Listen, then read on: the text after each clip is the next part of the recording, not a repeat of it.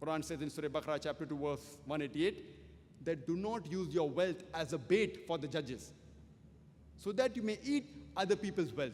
Bribing is prohibited in Quran. Allah says in the Quran in Surah Isra chapter number 17 verse number 26 and 27 that do not be a spendthrift. Do not do israf. For verily a person who is a spendthrift is the brother of the devil. Allah says in the Quran, which were recited by the Qari, in Surah Hujurat, chapter number 49, verse number 11 and 12, that do not backbite. Do not call each other with offensive nicknames. Do not spy on one another. Do not be suspicious, because many a time suspicion is a sin. And further it continues, the Qari recited, Surah Hujurat, chapter 49, verse number 13, where Allah says, Ya ayyuhan nasu inna khalaqnakum min zakrin wa unsa wa ja'alnakum shu'uban wa qaba'ila lita'arafu inna akramakum indallahi atqakum inna Allaha alimun kabir, which means, O humankind, we have created you from a single pair of male and female and have divided you into nations and tribes so that you shall recognize each other, not that you shall despise each other. And the most honored in the sight of Almighty God is the person who has taqwa. The criteria for judgment in the sight of Almighty God, it's not wealth, it's not sex, it's not color, it's not caste, but it is taqwa, it is God consciousness, it is righteousness, it is piety. The only way that all the human beings can come under one banner is that we have one common parent. And our Creator, Allah subhanahu wa ta'ala, Almighty God, is one and the same. Islam is a religion of peace, peace to humanity. It does not only talk about peace, it demonstrates practically how peace and universal brotherhood can be achieved. And one of the pillars of Islam is Salah. I say Salah is the programming towards righteousness. It's the best way how a doctor tells you that for a healthy body, you require minimum 3 meals. Similarly, for a peaceful soul, you require minimum 5 times prayer. And our beloved Prophet Muhammad sallallahu alaihi wasallam said, it's mentioned in Sahih Bukhari, volume number 1, in the book of Adhan, chapter number 75, hadith number 692. The Prophet said, before starting Salah, that straighten your rows, stand shoulder to shoulder, and ankle to ankle. It's mentioned in the hadith book of Sunnah Abu Dawud, volume number 1, in the book of Salah, chapter number 245, hadith number 666. Our beloved Prophet Muhammad sallallahu alaihi wasallam, before offering Salah, he turned around and said that straighten your rows, stand shoulder to shoulder, and ankle to ankle, and do not leave any gaps for the Satan. Close in your gaps so that the Satan doesn't come in. Here the Prophet, he was talking about the Satan of caste, of color, of creed. That when we stand for Salah, we stand shoulder to shoulder, irrespective whether rich or poor, black or white, yellow or brown, king or pauper. When you stand for Salah, when you stand for prayers, we stand shoulder to shoulder. We practically demonstrate minimum 5 times a day universal brotherhood and how peace can be obtained. And the best example of international universal brotherhood and peace is the 5th pillar of Islam, that is Hajj. It's compulsory that every adult Muslim who has the means to perform Hajj should at least perform the pilgrimage to the holy city of Makkah in the month of Hajj at least once in his lifetime. People from different parts of the world, from America, from UK, from Singapore, from Malaysia, from India, from Pakistan, different parts of the world, the men, they're dressed up in 2 pieces of unsewn cloth, preferably white. You cannot identify the person standing next to you, whether it's king or a pauper, whether it's rich or poor. Practical demonstration of universal brotherhood. And this message of peace is not only meant for the Muslims or for the Arabs. Allah says that this Quran is the last and final revelation of Almighty God. And because it was the last and final revelation, it was not only sent for the Muslims or the Arabs. Allah says in Surah Ibrahim, chapter number 14, verse number 1, Alif, Lam, Ra. This is a message given to thee, Prophet Muhammad, peace be upon him, so that you may lead the humankind from darkness to light not only the Muslims or the Arabs, but the whole of humankind from darkness to light. Peace, a vision of Islam, is not meant only for the Muslims or the Arabs, it is meant for the whole of humanity. And for ultimate peace, I would like to end my talk by the formula given in the Quran for ultimate peace in Surah Al-Asr, chapter number 103, verse number 1 to 3, which says, Wal Asr, Inna al-insana lafi khusr, illa allazina amanu, wa amilu salihati, wa tawasaw bil haqqi, wa tawasaw bil sabr. That by the token of time, man is very in a state of loss. Almighty God says, man is in khasara, is in loss, except those who have these four criteria. Only those who have these four criteria will enter Jannah, will go to paradise. Allah says, first is Iman, faith. Next is Amal Salihat, that is righteous deed. Third is inviting people to truth, that is doing dawah, calling people towards the truth. And fourth is inviting people to patience and perseverance. I started my talk by quoting a verse of the Quran from Surah Isra, chapter number 17, verse number 81, which says, وَقُلْ جَالْ حَقُّ وَزَاقَ الْبَاطِلِ إِنَّ الْبَاطِلَ كَانَ زَهُوقًا. When truth is heard against falsehood, falsehood perishes. For falsehood is by its nature bound to perish. I would like to end my talk with the quotation of the glorious Quran of Surah Al-Imran, chapter number 3, verse number 19, which says, Inna ad-deena indallahi al-Islam. The only religion acceptable in the sight of Almighty God is the religion of peace, by submitting your will to Almighty God. Wa akhiru da'wana alhamdulillahi rabbil alameen.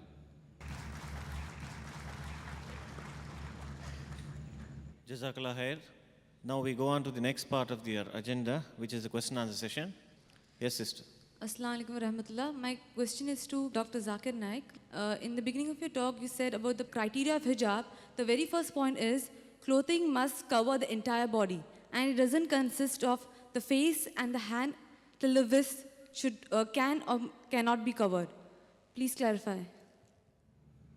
Sister asked a question that when I mentioned the criteria for hijab, and I always do in my talk the 6 criteria, and I mentioned that the first criteria is for the woman, the complete body should be covered except the face and the hands up to the wrist. Many scholars say this should be covered, that's what I say in my talk. Now the question she's asking me that which is right, should the entire body be covered or the face and hands can be seen? This is a question which has troubled many scholars and sages. And we as Muslim sister should follow Quran and the Sunnah. There is not a single verse in the complete Quran, nor is there a single hadith, a sahih hadith, in any of the hadith of the Prophet which says that the face should be covered. I am aware that there are many scholars have written books that face should be covered. There are many scholars have written that the face can be open. So in the criteria of the extent for the woman, according to my study, the complete body should be covered except the face and the hands up to the wrist. And this has even been told by Sheikh Nasruddin Albani. Even he writes in his book of Fatwa and gives various sahih hadith which shows that at the time of the Prophet, there were lady companions of the Prophet, Sahabiyas, who had their face uncovered. There are several hadith. For example, Hazrat Bilal, may Allah be pleased with him, when there was a collection and there was a lady who took out jewelry, and it was said that she was a black lady. There's another hadith when the companion said that if you want to see a woman who has been promised paradise, look at that woman. How could you recognize the woman unless he had seen her face? And if you see my answer I've given in the Islamic voice, there are various sahih hadith which show that at the time of the Prophet, there were lady companions who did show their faces. And this is also mentioned by Sheikh Nasruddin Albani, but I'm also aware that there are other great scholars like Sheikh bin Baz and Sheikh Utaymi who say that the face should be covered. But any authentic scholars, any Salaf scholars, what they say that any lady who covers the face should not rebuke at those ladies who don't cover their face. And those who do not cover the face should not rebuke at those who cover their face. So the scholars are divided, but there's not a single authentic hadith, according to Sheikh Nasruddin Albani, who says that the face should be covered. There are various hadith in Abu Dawud also, when the sister of Hazrat Aisha, may Allah be pleased with her, Asma, may Allah be pleased with her, when she comes in front of the Prophet says, now we have reached maturity. Your complete body should be covered except the face and the hands up to the wrist. This is a mursal hadith. But according to Sheikh Nasruddin Albani, he supports it with sahih hadith and says, this hadith which is mursal becomes a sahih. So he gives various sahih hadith which say that if a woman wants to expose the face, she can. So covering the face is not a fard. It is mustahab. If someone covers the face, a woman, alhamdulillah, summa alhamdulillah, it is good. I will never object to it. But what Allah and His Prophet has not made the fard, no woman, no scholar in the world, let it be anyone, can make it fard on any other Muslimah. So based on research, and even we have various research that we do in IRF, and many, I know it is common that the woman should cover the face, but when I ask any scholar, present to me any Sahih Hadith, any one single Sahih Hadith, in which it says that the Prophet commanded that you should cover your face, you will not find a single.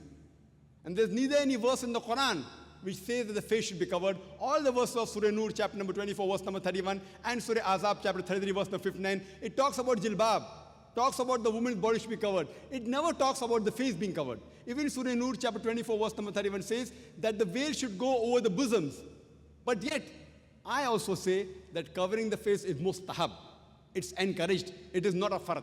So what the Prophet and Allah has not made fard, even I cannot make. So covering the face for a woman in Islam is not fard according to me. Yet there are many scholars who say it should be covered. I say fine, it is their view. Since no one has presented to me any Sahih Hadith, any verse of the Quran. So based on that, sister, all those ladies are covering the face. Alhamdulillah, please continue. Please don't misunderstand. And I know that there were at least about 17 ladies from IRF who came, out of which 14 were covering the face. Alhamdulillah. 3 weren't. So the option is yours. It's not a fard. But if those who are covering it is good, keep on covering. I'm not saying you should not cover. But since covering is not fard, you cannot enforce on any woman to cover the face. Hope that answers the question. Brothers, please ask your questions. Is it right to call Allah as God because God is the masculine gender and Goddess is the feminine gender? Well, that's the question that when we translate Allah as God in English, is it right? God is a masculine gender, Goddess is feminine, is it right? I do agree with you, brother, that God is not the appropriate translation of the Arabic word Allah. Therefore, we Muslims prefer calling Allah by the word Allah instead of God, because I do agree that a person can play mischief with the English word God. If you add S to God, it becomes gods, meaning a plural of God. Allah subhanahu wa ta'ala has got no plural. Qul huwa Allahu ahad. Says Allah one and only. If you add D-E-S-S to God, it becomes goddess. That means there's a male God and a female God. Allah subhanahu wa ta'ala has got no gender. He's neither feminine, he's neither masculine. He's unique. If you add father to God, it becomes Godfather. He's my Godfather. There's nothing like Allah Abba or Allah Father in Islam. If you add mother to God, it becomes Godmother. There's nothing like Allah Ammi or Allah Mother in Islam. Allah is a unique word. Therefore, we prefer calling Allah with the Arabic word Allah instead of the English word God. But when certain Muslims, when they're speaking with non-Muslims who may not understand the concept of Allah subhanahu wa ta'ala, and if they use the word God for Allah, like how I have done, because many people out here are non-Muslims, they may not understand the concept of Allah. So if we translate Allah as God for the convenience of those who don't know the true concept of Allah, there's no problem. But God, I do agree with you, is not the correct translation of the Arabic word Allah. Hope that answers the question. Assalamu alaikum. என்னிடத்தில் ஒரு சகோதரர் அவர் கேட்டார்கள். The brother is asking about the date line. There is a time difference in the date line, and he wants to know that if he is on one side of the date line and he has prayed Juma and he has crossed over to the other side, and if it is Juma work there, it could be the same day. So what he has to do? So he's got a non-Muslim brother who's asking this question, Assalamu alaikum. and he wants Dr. Zakir Naik to answer that. Well, that's a question that if a person is traveling, and we know that there's a date line is such that it doesn't go through any country, it goes in the sea. So if a person has prayed Juma Salah, then he crosses the date line, and he goes on the other side, and then again Juma is there, so what should he do? If a situation arises where, suppose for example, if you have celebrated Eid, so you have to celebrate Eid with the people where you're staying with. So you've already celebrated Eid and offered the Eid Salah. Again, when you come to a place, because you started Ramadan with those people, ended there, now you come to a new country. For example, in Saudi Arabia, you started Ramadan, celebrate Eid, etc. And then come again to India, where the Eid is approximately 1 or 2 days later. you need not again offer the Eid Salah. So if you have offered a Juma Salah and you cross the date line and again Juma comes, so there you need not offer your Juma Salah. But the chances of this is very less because the time taken to travel is quite a lot. You have to go from this part of the world to that part of the world. But if it happens, if you have offered a Juma Salah, you need not offer your Juma Salah again because that week Juma is already over. And if you offer also at that time, it doesn't become a fard, like you can offer your Zuhar Salah. So if you join the Juma also, there's no problem. Point to be noted, for a traveler, Juma is not fard. For a traveler, Juma is not fard. So if you're traveling, Juma doesn't become fard on you. Even if you miss it, if you're in the plane or if you're traveling, it's not fard on you. So if you pray, alhamdulillah. If you want to pray Juma again also, no problem. You can even pray the first Salah again. Like if I've offered my Maghrib Salah, and again there's a Jamaat. There's a hadith in which a person did not join the Jama. So Prophet said that, are you a Muslim? He said, yes. Why didn't you join the Salah? So he said, I've already offered. So why can't you offer again? So when you can offer your first Salah again, you can even offer Juma Salah again. There's no problem at all. But Juma is not fard on a traveler. Hope that answers the question. Assalamu alaikum. There's a sister here wants to know the method of Salah. Is it the same for the man and the woman? Same for the Shafi and the Hanafi? This is a question that is the method of offering Salah for the man and woman the same, for the Shafi or Hanafi the same. Our beloved Prophet Muhammad Sallallahu Alaihi Wasallam said, it's mentioned in Sahih Bukhari, volume number 1. The Prophet said, pray as you see me pray. The Prophet did not say that the women should pray separately or the men should pray separately.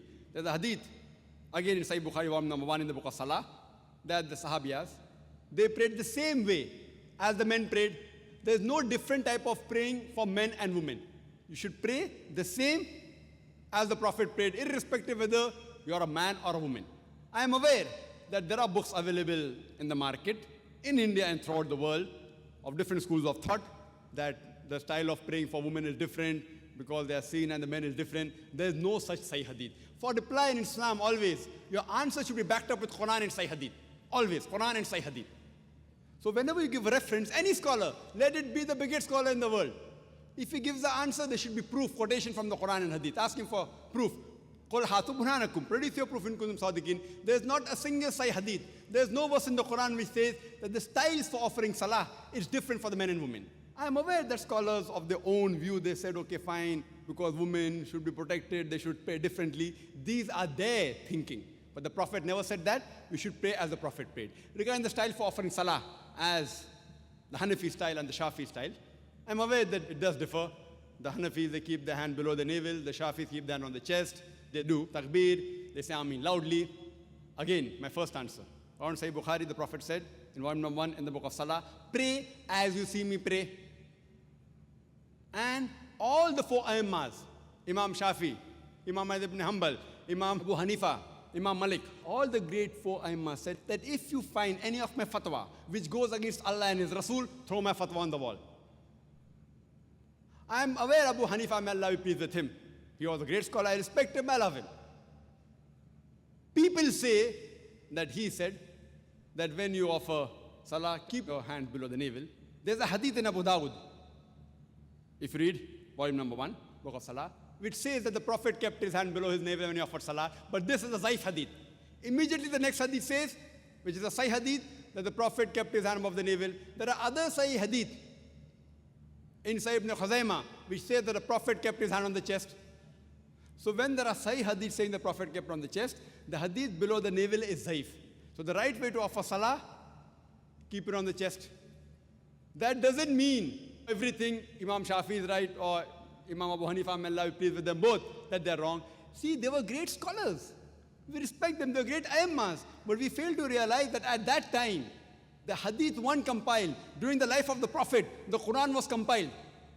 There was no question at all, under his own supervision. But the hadith one compiled, they started being compiled later on, 50 years, 100 years, 150 years later on. So these scholars came earlier. And because they didn't have all the Sahih hadith with them, the fatwas that they gave were based on the knowledge that they had.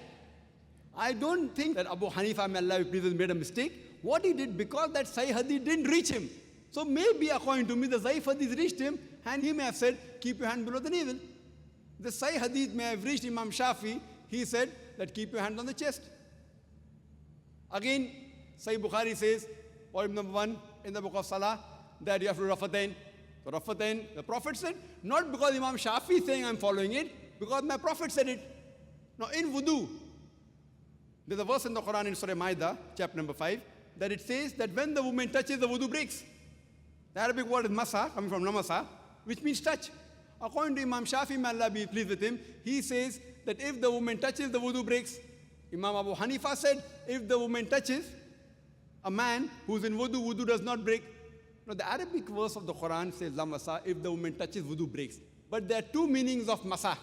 One is a sexual touch and the other is a physical touch. So Imam Shafi, may Allah be pleased with him, he took it as a physical touch. Imam Abu Hanifa, he took it as sexual touch. So both had a difference of opinion. But when you go to Sunnah Abu Dawud, volume number 1, in the hadith of Aisha, may Allah be pleased with her, the Prophet was in wudu, he kissed her. And the Prophet, without doing wudu again, went for Salah.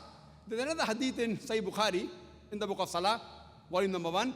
The Hazrat Aisha was sleeping, Prophet put the leg and offered Salah. So this proves that physical touch does not break the wudu. So here, Abu Hanifa, may Allah be pleased with him, is right.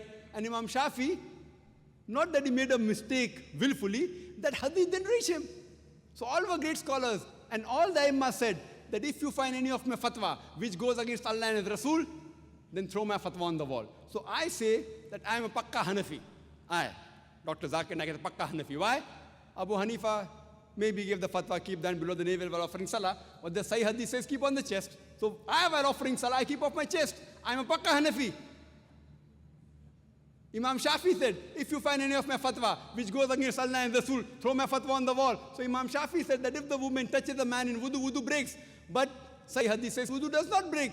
So my wudu does not break if a woman unintentionally touches me. So because I've thrown the fatwa of Imam Shafi on the wall, he said that I'm a Pakka Shafi. I'm a Pakka Hanafi, I'm a Pakka Shafi, I'm Pakka Hanbali, I'm also Pakka Maliki. Pakka means staunch. I follow 100%. Other people follow 80%, 90%. Or 60% of Abu Hanifa. I follow total. All the great four Aimmas said, if you find any of my fatwa which goes against Allah and Rasul, throw my fatwa on the wall. All these scholars, the great scholars, you have to respect them. But you have to realize that the hadith weren't compiled. Today, everything on the fingertips, on the CD-ROM, in the books available. So now the scholars are there, and out of lack of information, for example, there's my brother, who's a doctor, and Copernicus. Copernicus was a great scientist. But my brother has more knowledge than Copernicus on science, even more than Einstein. But Einstein was more brilliant, because today science is advanced. That doesn't mean my brother is more genius than Albert Einstein. Albert Einstein is a much bigger genius than my brother. But now brother, because hundreds of years have passed, he has more information about science. So information he has more, but a bigger genius is Albert Einstein. Isaac Newton is Copernicus. But today, because science is advanced, we have the information with us. So those scholars were great genius. We love them, we respect them. But today the information has been compiled, so we have to realize, as Allah says in the Quran, in Surah Al-Imran, chapter number 3, verse number 103, وَاتَصِمُوا بِحَبْلِ اللَّهِ جَمِيعًا وَلَا تَفَرَّقُوا. Hold the rope of Allah strongly and be not divided. We should not divide ourselves into all sects. So the only way of offering Salah is not Hanafi style or Shafi style or Maliki style. It is the style of the Prophet.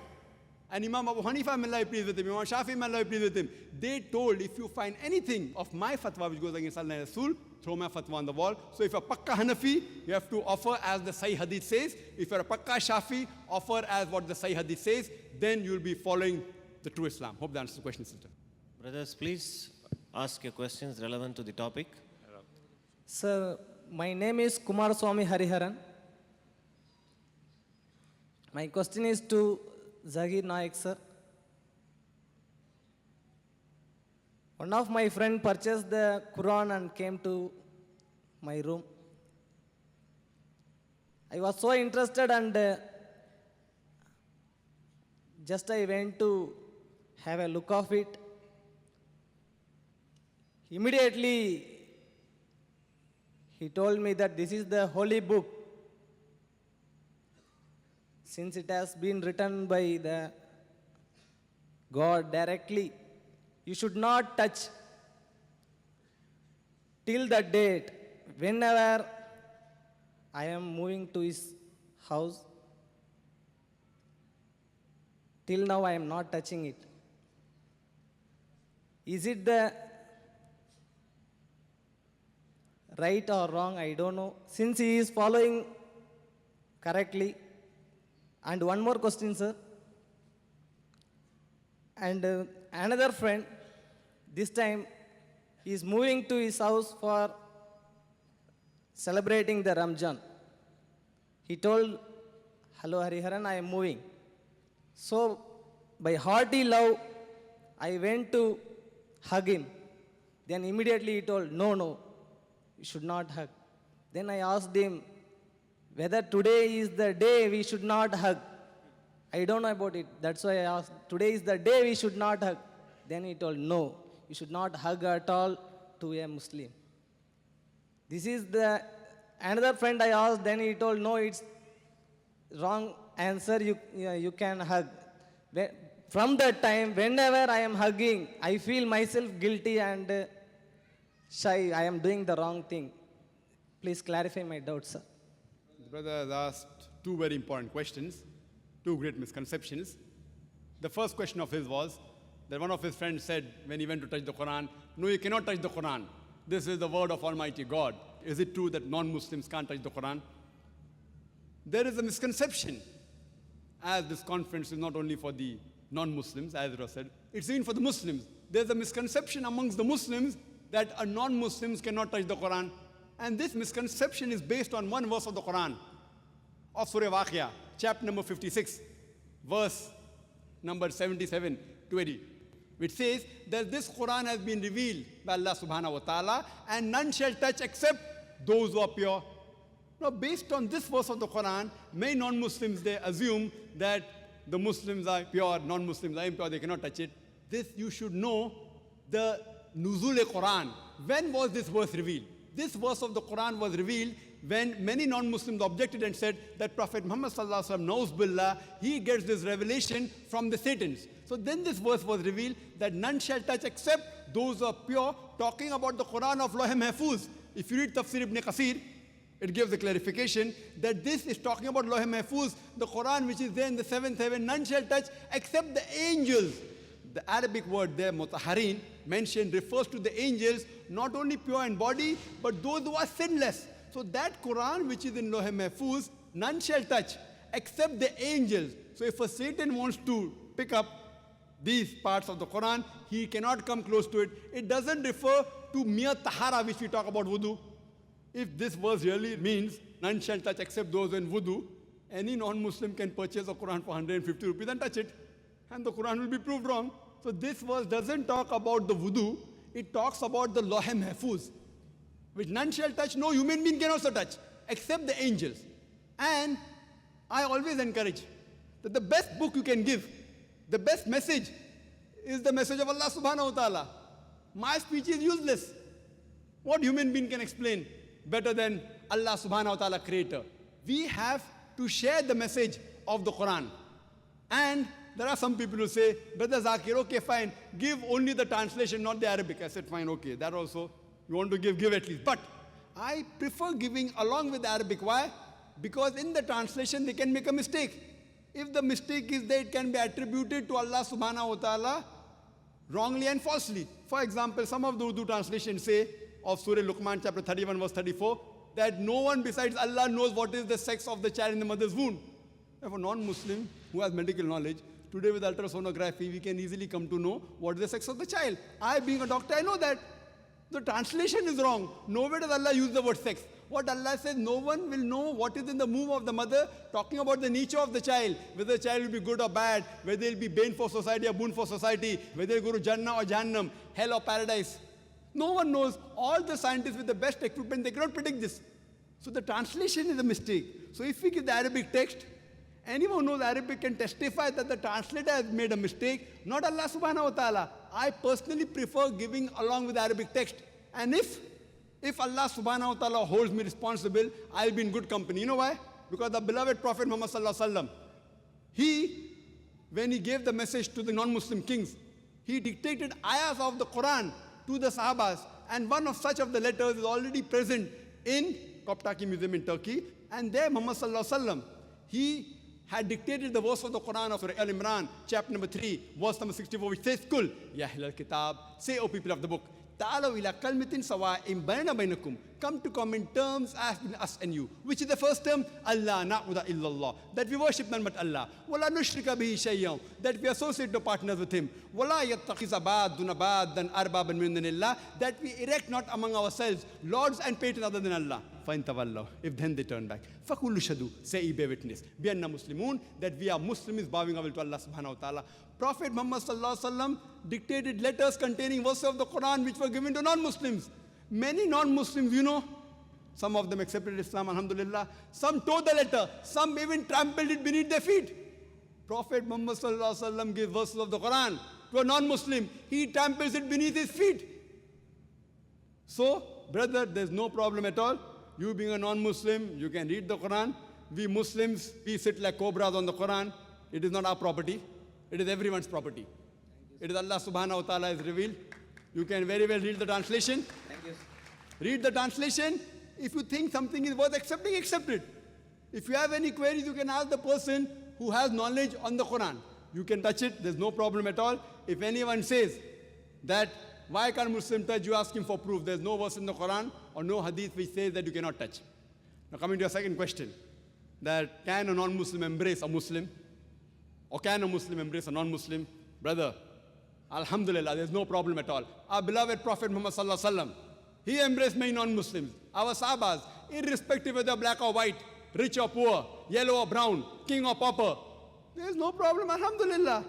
This is good. It shows universal brotherhood. There's no problem at all, brother. Embracing, you can very well embrace, a Muslim can embrace a non-Muslim can embrace a Muslim. There's no verse in the Quran hadith which says that Muslim and non-Muslim can't embrace. This is a misconception. Your Muslim friend, he does not have proper knowledge of Islam. That's why I might have told you out of ignorance. But in Islam, you can very well embrace. There's no problem. Thank you very much, sir. Brother Hariharan, please come to the stage. Dr. Zakir Naik will present him a translation of the Quran. Here you can say that Zakir Naik himself has given me a translation of the Quran.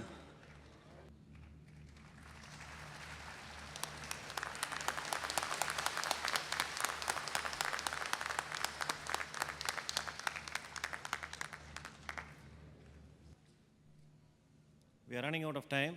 I think we will take one more question and inshallah we will conclude. Assalamu alaikum. My name is Shakil Ahmad. I won a gold of say 100 grams this year and I pay zakat this year. I carry forward that gold of 100 grams to next year. Do I have to pay a zakat next year also for this gold in addition to whatever wealth I earned the next year? The brothers asked this question, and this question can only arise in Madras and Chennai, nowhere else. I'm aware that there is the controversy, some person who has said that zakat if paid once in the year, you don't have to pay again in the next year. There is no such hadith. Our beloved Prophet Muhammad sallallahu alaihi wasallam, there are various Sahih hadith which says that zakat has to be paid 2.5% above the nisab level, 85 grams of gold. And there are various hadith. Hazrat Umar, may Allah be pleased with him, he said, all those who have not paid zakat, I will see to it that they pay. Those who have already paid last year. There are various Sahih hadith which mentioned in Sahih Bukhari, Hazrat Umar, may Allah be pleased with him, he said, those who do not pay zakat again. Again means they already paid before. And I know this controversy arose when Dr. Bilal Phillips also was here in a trip to Chennai. I'm aware that he wrote a book giving proof that zakat should be paid every year. If you lose that gold, if you don't own it, then you have to pay. If you own it every lunar year, it is every lunar year. So if you own it for 1 year minimum, you have to pay. If you have that same gold with you for next year, again you have to pay. Every year you have to pay 2.5% of whatever savings you have above the nisab level. Hope that answers the question. One more question from the sisters. Sisters, please. There are sisters waiting. Assalamu alaikum. I would like to ask you, if a woman has such a pivotal role in Islam, why is that she's prevented from interacting men? And today is extremely competitive world. I mean, how without interacting with men, writing for competitive exams and appearing for such, you can stop yourself from growing? The sister asked the question, today is a world of competition. Without women interacting, how can they compete in this world, etc. Sister, Islam is a religion which has uplifted the woman, and Muhammad sallallahu alaihi wasallam is the major benefactor. There is not a single rule in Islam which prevents the upliftment of the woman. But in the name of upliftment, Islam does not believe in degrading women. If you see history, sister, history of Babylon, history of Greek, history of Egypt civilization, women were only used for sex and pleasure. And today, if you see the Western world, the Western society, talking of uplifting the woman, have actually degraded her to a status of mistresses, of concubine, of society butterflies, which are mere tools in the hands of pleasure seekers and sex marketers. Today, the Western society, talking about women's liberalization, it is nothing but a disguised form of exploitation of a body, of degradation of an honor, and deprivation of a soul. Sister, Islam never wants to prevent the woman from upliftment. But I don't know of a single job or a single competition in which a woman does not interact with men and she cannot advance. All the jobs which involves unnecessary interaction of the men aren't jobs which are fit for the woman to be done. There's not a single modest job which I know which prevents the woman about the modesty role. If there's a job, any job, which prevents you from doing the hijab not only of the body, not only of the clothes, the way you talk, the way you behave, the way you think, all this comes under hijab. This hijab which I spoke earlier about the hijab that the sister asked me, that's one part of hijab, that is the clothes. There are hadith in which the wives of the Prophet, they did cover their face. But everything what the Prophet did is not farz for us. Similarly for the wives of the Prophet, because the Ummul Mu'mineen, they were mother of the believers, for them was a different degree. So they did cover their face, but it's not farz for all the women. So here if we analyze, sister, the hijab, besides hijab of the clothes, there's hijab where a person talks, the way a person behaves. And these people, when they talk about equality, when the Western world talks about equality, I ask them, that when men and women are equal, so why don't you have a boxing match between the men and women together? Why? They're equal. Even they agree that they're not equal. When we have a 100-meter sprint, why do the women run differently? Why do the men run differently? Why? Are they degrading the women? Yes or no? So you realize that these people, they have their own way of thinking. Allah subhanahu wa ta'ala has made the man and woman different. Physiologically they're different, biologically they're different, psychologically they're different. Depending upon the roles what they have been given, Allah subhanahu wa ta'ala has given the do's and don'ts for these people. Not that a man and woman cannot interact. Unnecessary interaction is to be avoided. And believe me, sister, a woman can take part. We have examples, and if you hear my talk on women's rights in Islam, sister, there are various examples. Now, in the Western world, when they sit for examination, men and women sit together. So there they consider them equal. But when they run a 100 meters dash or have a boxing match, they don't consider them equal. When the Western world can differentiate that here they can take part together, here they cannot take part, why can't our Creator Allah subhanahu wa ta'ala who knows the best? So unnecessary interaction, sister, I call it the khutwatu shaitan. Allah says in the Quran, in Surah Baqarah, chapter number 2, verse number 168, Allah says, Ya ayyuhallazina amanu, O you believe, do not follow the footsteps of the devil. See, most of the places Allah says, do not follow the footsteps of the devil. Do not follow the devil is right. That's only a couple of times. Majority of the time Allah says, do not follow the footsteps of the devil. And I give an example, sister. One example of footsteps of the devil is that suppose there is an average Muslim. If a lady comes to him and says, let's spend the night together. He'll say, spend the night, haram, not allowed. He will say no. The same Muslim, who's an average Muslim, if a lady phones, speaking to a girl on the phone, what's the problem? So he speaks to the girl on the phone. After a few calls, he said, let's have maybe tea in McDonald's or Kentucky Fried Chicken, I don't know whether they're in Madras or not, or let's go to fast food joint. Going with a girl to fast food joint, no problem. After some time, she says, let's have dinner in a restaurant. Dinner with a girl in a restaurant, no problem. Then she said, let's spend the night together. Spend the night together, no problem. These are khutwatu shaitan. It's not mentioned in the Quran. I'm giving my own example.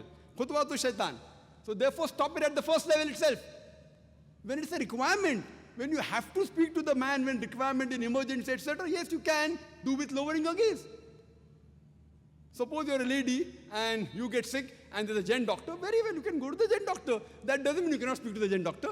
When required, but with lowering your gaze, with modesty, but unnecessary gossiping what they have in colleges.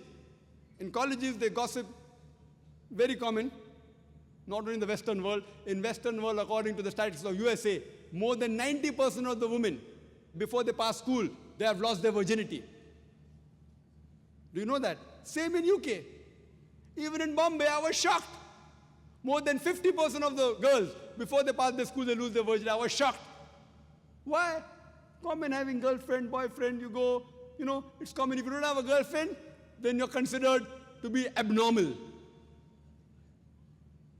So the thing is, sister, these are khutuwatu shaitan, and we want to uplift the women. And these people, in the name of trying to uplift the women, art and culture, no problem. They want to sell their daughters and their mothers on the screen. And someone told me, one of the ads which won an award, the BMW ad, somebody told me, the BMW ad, it's a car which is very famous. For the youngsters, like how Mercedes, Merc, is a very famous car. For the youngsters, it's a BMW. There's a very famous ad, someone told me, there's a girl standing on a bikini in front of the car, and it says, test drive her now. Who, the girl or the car? What are they doing? They're selling our daughters. They are selling their sisters. We Muslims, we don't want that. In the name of upliftment, we don't want to sell our daughters, don't want to sell our sisters. We respect them, we love them, and we revere them. This is the reason, sister, this does not degrade the woman, it uplifts the woman. Hope that answers the question. My name is Abdul Quddus. I got one small question. Rasul Sallallahu Alaihi Wasallam, in many hadiths, he has said there is a punishment in the khabars for the dead bodies, punishment in the khabar. But how about people who are not buried in the khabar? What type of punishment they get, and how do they get it? Where do they get it? Assalamu alaikum. The brother posed the question that the hadith is there of Prophet Muhammad Sallallahu Alaihi Wasallam, that in the qabr there is azab is there, reward is there, punishment is there. This is known as barzakh. Barzakh means the interim life. After a person dies and before he is resurrected, it's a barzakh, an interim life. So if those who are not buried, what about them? See, when the Prophet said in the qabr means after a person dies and before he is resurrected. If a person drowns and dies there, yet he's dead. If a person is burnt alive in a fire, or there are various other religions who burn, even in this case, before the person is resurrected, after he's dead, before he's resurrected, if Allah wants to give him punishment, he'll get the punishment. If Allah wants to reward, he will reward him. That doesn't mean that he has to be physically present underground that this thing can take place. That will yet take place. And final recompense will be on the day of judgment. Allah says in the Quran, in Surah Al-Imran, chapter number 3, verse number 185, Allah says, Kullu nafsin zaiqatul maut. Every soul shall have a taste of death. But the final recompense will be on the day of judgment. So when you lead this life is a test for the hereafter, according to Surah Mulk, chapter number 67, verse number 2. But you may get part punishment here, you may not get. You may get part reward here, you may not get.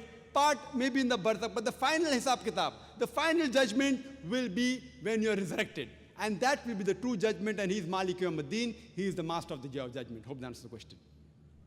Brother, please identify yourself. I am NS Kid from Bangalore, Karnataka. I pray peace. I love Muslims and the preachers. But in country like India, multi-religious country,